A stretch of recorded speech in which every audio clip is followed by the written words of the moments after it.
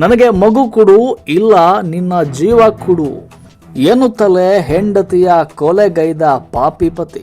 ಹೌದು ವೀಕ್ಷಕರೇ, ಅಥಣಿ ತಾಲೂಕಿನ ಮಲ್ಲಾಬಾದ್ ಗ್ರಾಮದ ಸಂತೋಷ್ ಹೊನಖಂಡೆ ಎನ್ನುವಂತ ಕ್ರೂರಿ ತನ್ನ ಹೆಂಡತಿಯನ್ನೇ ಕೊಲೆ ಮಾಡಿದ್ದಾನೆ. ನನಗೆ ಮಗು ಕೊಡು, ಇಲ್ಲ ಅಂದ್ರೆ ನಿನ್ನ ಜೀವವನ್ನೇ ಕೊಡು ಅಂತ ಆಕೆಯ ಪ್ರಾಣವನ್ನ ತೆಗೆದಿದ್ದಾನೆ. ಒಂದು ಹೆಣ್ಣಿನ ಕೊಲೆಯಾಗಿದೆ. ಈ ಒಂದು ಕತೆ ನಿಮ್ಮ ಮುಂದೆ ಹೇಳಲೇಬೇಕು. ಶನಿವಾರದ ದಿನ ಅಥಣಿ ಪೊಲೀಸ್ ಠಾಣೆಗೆ ಒಂದು ಕರೆ ಬರುತ್ತೆ. ಒಂದು ಆಕ್ಸಿಡೆಂಟ್ ಆಗಿದೆ ಬನ್ನಿ ಅಂತ ಕರೆ ಬರುತ್ತೆ. ಆ ಕರೆಯನ್ನು ಸ್ವೀಕರಿಸಿದ ತಾಲೂಕಿನ ಚಾಣಕ್ಷ ಪೊಲೀಸರು ಆ ಘಟನೆ ಸ್ಥಳಕ್ಕೆ ಹೋದಂಥ ಸಂದರ್ಭದಲ್ಲಿ ಅಲ್ಲಿ ಒಂದು ಹೆಣ್ಣು ಮಗಳ ಮೃತದೇಹ ಇರುತ್ತೆ. ಆವಾಗ ಆಕೆಯ ಪಾಪಿ ಪತಿ ಸಂತೋಷ್ ಹೊನಖಂಡೆ ಪೊಲೀಸರ ಮುಂದೆ ಸುಳ್ಳನ್ನು ಹೇಳ್ತಾನೆ. ನಾವು ದೇವರಿಗೆ ಹೋಗುವಂಥ ಸಂದರ್ಭದಲ್ಲಿ ಆಕ್ಸಿಡೆಂಟ್ ಆಗಿಬಿಟ್ಟಿದೆ, ನನ್ನ ಹೆಂಡತಿ ಮೃತಪಟ್ಟಿದ್ದಾಳೆ ಅಂತ ಸತ್ಯ ಹರಿಚಂದ್ರನಂತೆ ಹೇಳ್ಕೊಳ್ತಾನೆ. ಆದರೆ ಪೊಲೀಸರಿಗೆ ಡೌಟ್ ಬರುತ್ತೆ. ಇಲ್ಲೊಬ್ಬರು ಸುಳ್ಳು ಹೇಳ್ತಿದ್ದಾನೆ ಅಂತ ಪೊಲೀಸರಿಗೆ ಗೊತ್ತಾಗುತ್ತೆ. ಅಥಣಿ ತಾಲೂಕಿನ ಪೊಲೀಸರು ತುಂಬ ಚಾಲಾಕಿಗಳು. ಅವ್ರಿಗೆ ಗೊತ್ತಾಗುತ್ತೆ ಇದು ಆಕ್ಸಿಡೆಂಟ್ ಅಲ್ಲ, ಕೊಲೆ ಅಂತ.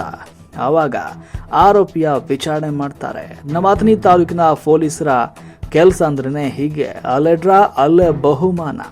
ಈ ಘಟನೆನ ನೋಡಿಕೊಂಡಾಗ ಇದು ಒಂದು ಕೊಲೆ ಅಂತ ಕಂಡು ಬರುತ್ತೆ. ಆರೋಪಿಗಳನ್ನ ವೇಗವಾಗಿ ಬಂಧಿಸುವಲ್ಲಿ ನಮ್ಮ ಅಥಣಿಯ ಪೊಲೀಸರು ಯಶಸ್ವಿಯಾಗ್ತಾರೆ. ಅದೇನೇ ಇರಲಿ, ನಮ್ಮ ದೇಶದಲ್ಲಿ ಹೆಣ್ಣು ಅನ್ನುವಂಥ ಶಬ್ದ, ಒಂದು ಪದಕ್ಕೆ ತುಂಬ ಗೌರವ ಇದೆ. ಯಾಕಂದರೆ ಹೆಣ್ಣು ಪ್ರತಿಯೊಬ್ಬರ ಜೀವನದಲ್ಲಿ ತಾಯಿಯಾಗಿ, ಸಹೋದರಿಯಾಗಿ, ಅತ್ತೆಯಾಗಿ, ಸಂಗಾತಿಯಾಗಿ, ಈ ಸಹೋದರಿಯಾಗಿ ಇನ್ನು ಅನೇಕ ರೀತಿಯಲ್ಲಿ ಒಂದು ಹೆಣ್ಣು ಪ್ರತಿಯೊಬ್ಬರಿಗೂ ಕೂಡ ಬೆಳಕಾಗಿರ್ತಾಳೆ. ಇನ್ನು ಹೆಣ್ಣು ತನ್ನ ಗಂಡನನ್ನ ದೇವರು ಅಂತ ಪೂಜಿಸುತ್ತಾಳೆ.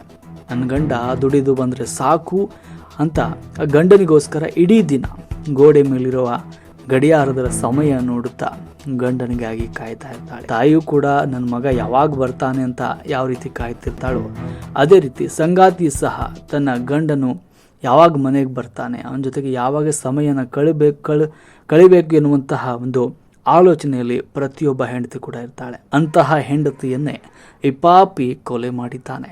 ಈತ ಒಂದು ಹೆಣ್ಣಿನ ಹೊಟ್ಟೆಯಲ್ಲಿ ಹುಟ್ಟಿದಾನೋ ಇಲ್ವೋ ಗೊತ್ತಿಲ್ಲ. ಇದು ನಾಚಿಕೆಗೇಡಿನ ಸಂಗತಿ.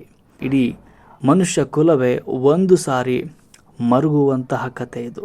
ಮಗು ಇಲ್ಲ ಎಂಬ ಕಾರಣಕ್ಕೆ ಕಠೋರವಾಗಿ ತನ್ನ ಸಂಗಾತಿಯನ್ನೇ ಈ ಪಾಪಿ ಕೊಲೆ ಮಾಡಿದ್ದಾನೆ.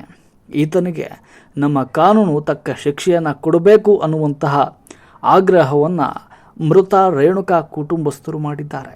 ಅದೇ ರೀತಿ ನಮ್ಮ ಅಥಣಿ ತಾಲೂಕಿನಲ್ಲಿ ಡಿವೈಎಸ್ಪಿ ಅವರು, CPI ಅವರು, PSI ಅವರು ಅಥಣಿ ತಾಲೂಕಿನಲ್ಲಿ ಎಷ್ಟೋ ಕ್ರೈಮ್ಗಳು ನಡೆದರೂ ಕೂಡ ಆರೋಪಿಗಳ ಬೆನ್ನು ಮೂಳೆ ಮುರಿಯಲು ಯಶಸ್ವಿಯಾಗಿದ್ದಾರೆ.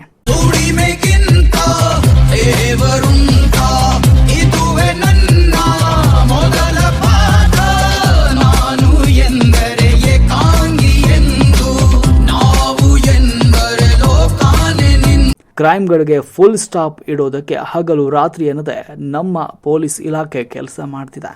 ಇತ್ತೀಚಿನ ಸಂದರ್ಭದಲ್ಲಿ ಸಾರ್ವಜನಿಕರು ಪೊಲೀಸ್ ಇಲಾಖೆ ಬಗ್ಗೆ ಒಳ್ಳೆಯ ಮಾತುಗಳನ್ನ ಆಡ್ತಿದ್ದಾರೆ. ಇನ್ನು ಸಾರ್ವಜನಿಕರಲ್ಲಿ ಹೀಗೆ ಒಂದು ಮಾತು ಕೂಡ ಕೇಳಿ ಬಂತು, ನಮ್ಮ ರಾಜಕಾರಣಿಗಳು ಪೊಲೀಸ್ ಇಲಾಖೆಗೆ ಎಲ್ಲ ರೀತಿ ಶಕ್ತಿ ನೀಡಿದರೆ ಸಾಕು, ಅಥಣಿ ತಾಲೂಕಿನಲ್ಲಿ 24 ಗಂಟೆ ಒಳಗೆ ರೌಡಿ ಶೀಟರ್ಗಳನ್ನು ಕೊಲೆ ಮತ್ತು ಸುಲಿಗೆ ಮಾಡಿಕೊಳ್ಳುವವರನ್ನ ಬಂಧಿಸಿ ಕ್ಷಣಿಕ ಸಮಯ ಸಾಕು ಅನ್ನುವ ಮಾತು ಸಾರ್ವಜನಿಕರಲ್ಲಿ ಈಗ ಕೇಳಿ ಬರ್ತಾ ಇದೆ.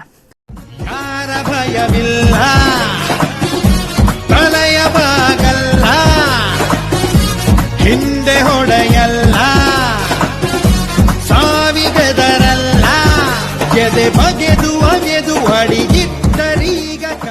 ಅದೇನೇ ಇರಲಿ, ಅಥಣಿ ತಾಲೂಕು ಅಂದರೆ ಪುಣ್ಯಕ್ಷೇತ್ರ. ಈ ತಾಲೂಕಿನಲ್ಲಿ ಯಾವತ್ತೂ ಕೂಡ ಕ್ರೈಮ್ ನಡೆಯಬಾರದು ಅಂತ ಪೊಲೀಸ್ ಇಲಾಖೆ ಪಣ ತೊಟ್ಟಿದೆ. ತಾಲೂಕಿನ ಜನರ ಹಿತಾಸಕ್ತಿ ಕಾಪಾಡಿಕೊಳ್ಳೋಕೆ ಪೊಲೀಸರು ಸದಾ ಸಿದ್ಧವಾಗಿದ್ದಾರೆ. ನಮಗೆ ಯಾವ ರಾಜಕೀಯ ಒತ್ತಡ ಇರೋದಿಲ್ಲ, ಇದ್ರೂ ಕೂಡ ನಾವು ಕೇರ್ ಮಾಡೋದಿಲ್ಲ. ಅದೇನೇ ಇರಲಿ, ಸಾರ್ವಜನಿಕರನ್ನು ಕಾಪಾಡೋದೇ ನಮ್ಮ ಕರ್ತವ್ಯ ಅಂತ ಪೊಲೀಸರು ಕೆಲಸವನ್ನು ಮಾಡ್ತಿದ್ದಾರೆ.